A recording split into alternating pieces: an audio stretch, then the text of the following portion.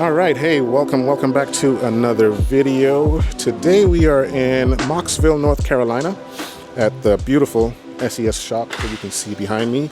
We are prepping for a show out in DC this weekend. It's a special event type show, a religious event that has mostly corporate talking head style that you're used to seeing from me on my videos, and some music on this show as well.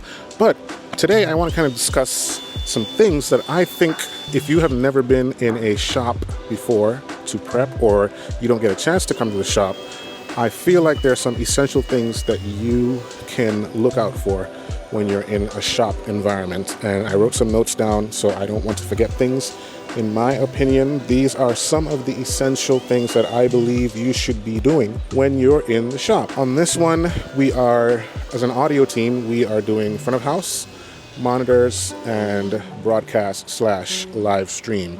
So we don't really have a broadcast truck, but we will have a live stream console. Let's get back to what we were talking about. So here are my essentials for shop prep in no particular order. Number one, before you get to the shop, ask for as much information as possible. That is always a key for you to get a head start when you're coming into the shop to prep. Find out what kind of console you're working on before you take the job. Try to see if you can get an input list, how the patch is going to be, where things are going to be laid out. Just try to get as much information as you possibly can. And another thing I want to make sure I tell you before we continue with this video, it is scorching hot out here in North Carolina. It's 95 degrees outside and it's hot in the shop. So if I'm drenching in sweat at some point in this video, please forgive me. I'm trying to stay as dry and cool as possible. Number two, check your pull sheet. So now let me go off camera real quick and show you what that kind of looks like, okay? A pull sheet will have everything that you need for your show. It's gonna have all the gear, all the equipment that's been listed and ordered by the customer. And you always need to go check your department and make sure that you have everything pulled to prep for your show. Each department should have their own pull sheet. Audio has one, lighting has one, video has one, and so on and so forth. And once you've established that you have everything on your pull sheet, then the shop guys will have that already ready for you, or you can walk around with them to pull the items that have not been pulled as yet. All right, number three, as an audio engineer, it's always good for you to try to prepare a show file or a console file ahead of time if you have an input list that you can work with. Even if you don't have an input list, maybe you might want to work on a console file that you can come in with and just plug it up and give you a head start. You have your inputs, the number of inputs and channels that you're going to use, your outputs and your auxes if you're mixing monitors, if you're at front of house, how you're routing your subs, your tops, your front fills, and things like that, if you have that information. If not, you can always take things away. If there is no input list, you want to liaise with your audio team to create an input list and be on the same page so that everything is showing up and lining up on every console exactly the same way together. What we like to do, or what I personally like to do, is I like to create a Google Drive where we share it amongst each other and we tabulate the input list together. And if there's something that we need to add or edit, someone can edit it and it'll show up on everybody's computer or iPad or tablet or phone. The next item on our list is, if you are a front of house guy, make sure that you are on the same page with your system engineer if you do have one for the show. Align yourself with them. Make sure that you're routing things to the system engineer so that he can get a reading of your console when he's doing his smart reading and his system tuning. Talk through the venue. When you get to the venue, walk the venue with the system engineer. If you are the system engineer, then that's a little bit easier because you're handling everything yourself. But if you do have a system engineer on the show, make sure that you guys are on the same page. And then obviously, as a monitor engineer, you want to make sure that you have all your items, your in-ears, your wedges. Make sure you have a count of everything that's on your list, and maybe take an extra pack or two or an extra wedge or two in case one is spoilt or broken. Always be prepared ahead of time, because this is your only shot when you're in the shop to get everything that you need to get. All right, next on our list is make sure that you are working on the right console. That is very important. Do not, as a monitor engineer, flip the front of house console and start working on your file on the front of house console.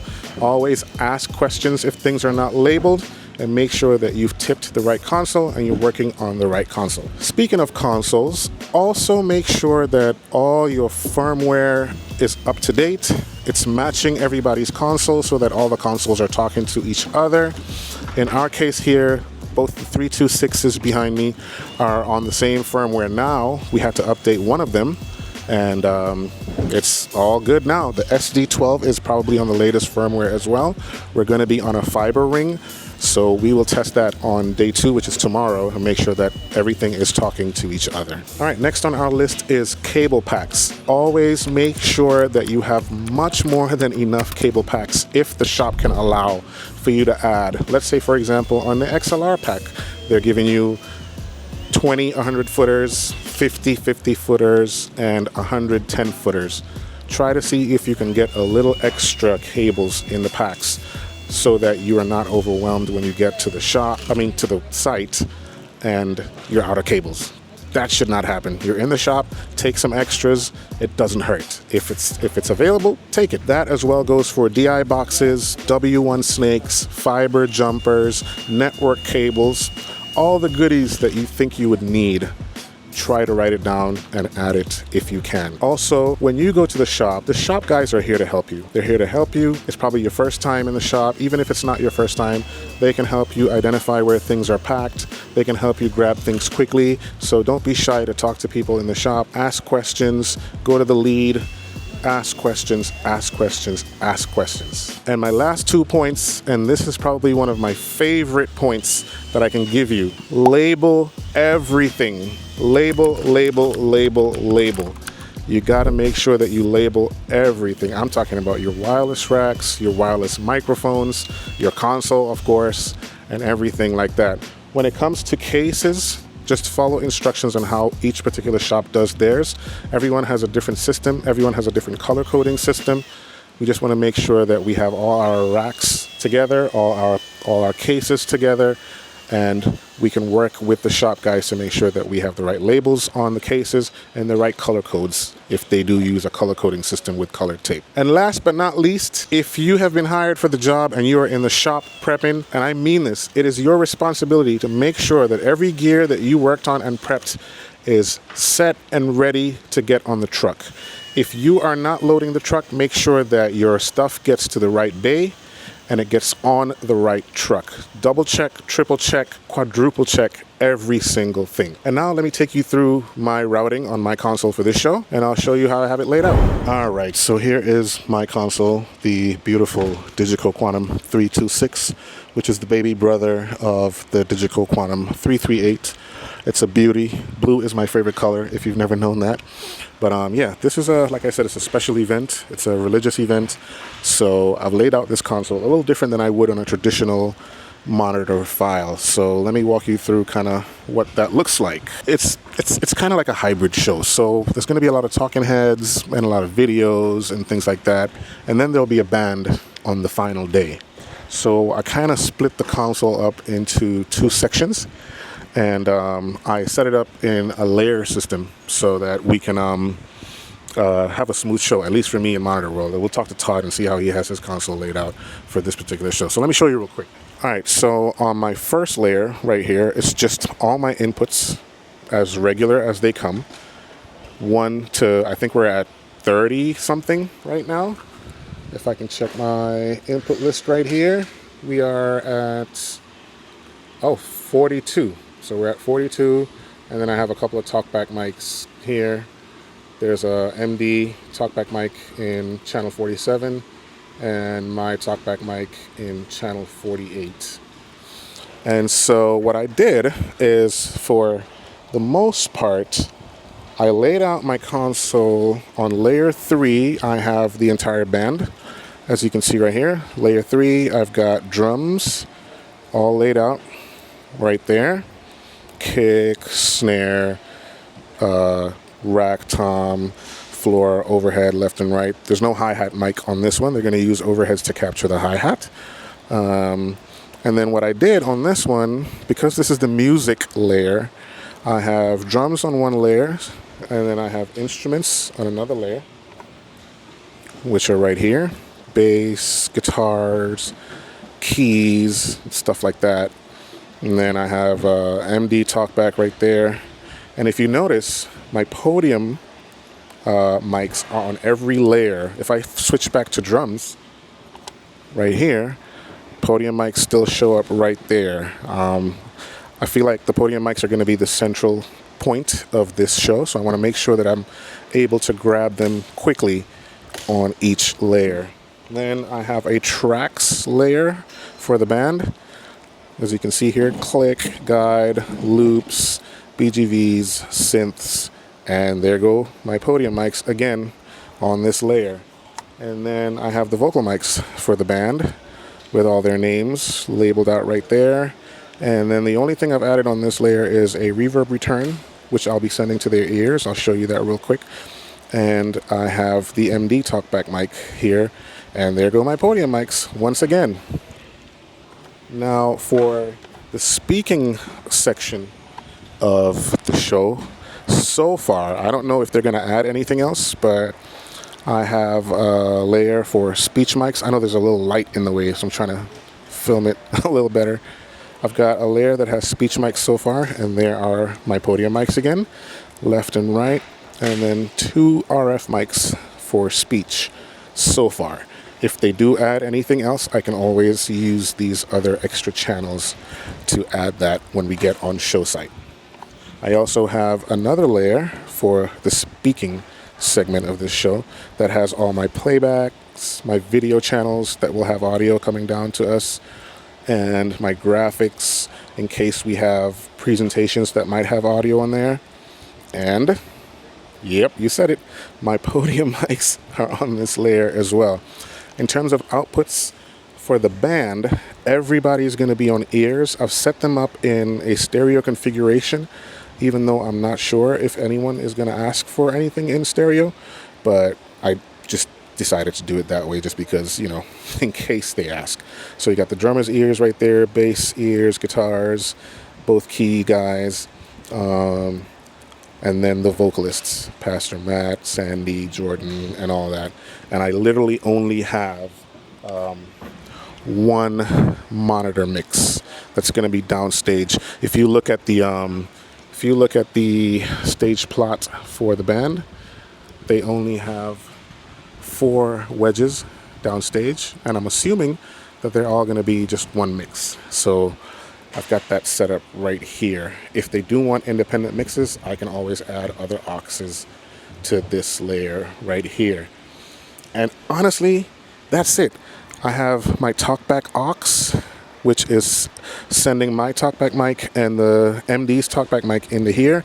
Most likely I will get a talkback from front of house, and I'll probably get a talkback from broadcast once we get to site. So I'll patch that into my aux, and then my aux is being fed into a matrix input, which is going to be patched as my solo or cue, so that I can hear everybody no matter where I am in my cue mix. So yeah. All right, guys, we are here with the homie Todd, who was front of house for Luke Combs. It's great to meet you. Great to work with you. Yeah, man, it's gonna be a good time. It's been a great day today. Yeah. We've done what we can. We have one more day of prep in the shop, and I kind of wanted you to kind of take us through your front of house console layout for this particular show. Yeah. See how you made life easy for yourself. I try. I try not to be too lazy, but I try to make things easy on myself. Yep. On this show, you know, we know a decent amount about it. There's going to be a band. There's going to be some talking heads. So for me, for bands, you know, I don't do anything super fancy, especially on something like this. You don't need any crazy outboard or anything like that. Just use your ears, you know, and undercomplicate things the most you can. You know, you don't know what you're walking into, so any outboard that you would choose, you're just taking a guess in the dark. True. I like to do things, I like to group my inputs. You know, right now we're just on a very basic input list of drums, bass guitar, stereo guitar, a couple sets of keys, and we got some tracks here, and then some vocals, 7 vocals downstage. We got some playback stuff and stuff from Video World, and then some talking heads and a podium. In that, when I build stuff when you start getting above, especially in these digital consoles, when you're dealing with more inputs than you have faders available at one time, I'll start grouping stuff like drum kit, bass, the basic stuff, to where you can almost, once you've got the balance and stuff, you've done a good sound check, you can get in there and do some balancing. Just with these 12 faders, Right. On my tour, I've actually got it broken down by person. I've got my guys, their names are across the top. Oh, that's cool. And no matter what instrument per snapshot that they're playing, I hardly touch any of this on this side, because I can just, whatever instrument they're playing is routed to that control group. And you can mix it right here from the top and be able to have access to do your delay throws and stuff like that, big verb swells, anything, any specialized stuff.